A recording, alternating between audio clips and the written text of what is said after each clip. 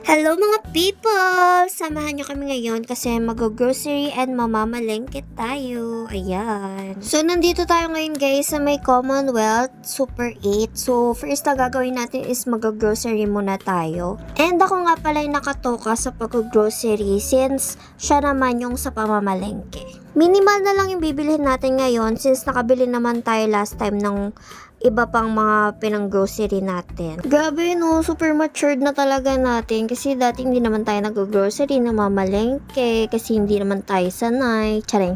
Pero ngayon, super matured na kasi nga, ito na yung mga ginagawa natin compared before na kung ano lang yung mga gusto mong gawin, yun lang yung gagawin mo, di ba?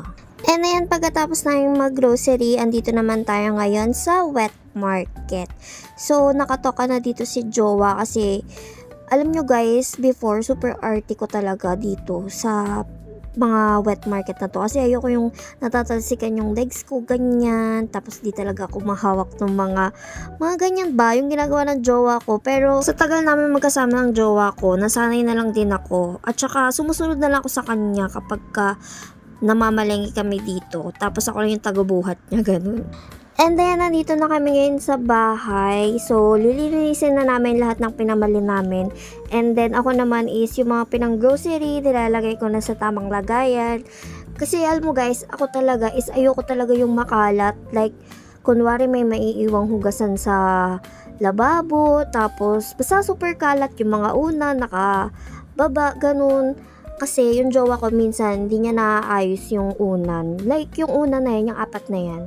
Nakatumba yan, ganun. So, ayoko ng ganun. Kaya, super, talaga ako, parang OC ba, ganun. So, paano na lang pagka nagkaroon kami ng sariling bahay? Oh my God, I'm so excited. Charing. Pero sa ngayon, guys, dito muna tayo sa bahay ng mother ko. Kasi nga, every end of the month lang siya umuwi. So, wala talagang tatao dito sa bahay if magbubukod kami. Kaya, hindi pa talaga namin choice na bumukod kahit gusto na namin. Ayan. So, ayan, ang dami na nating dada ngayon.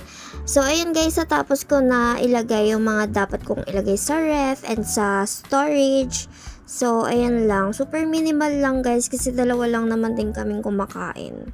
And this is our lunch for today. Sinigang na isda. Ayan. So, ayan guys, pagtas namin kumain is meron na kaming sariling mundo ng jowa ko. Charis.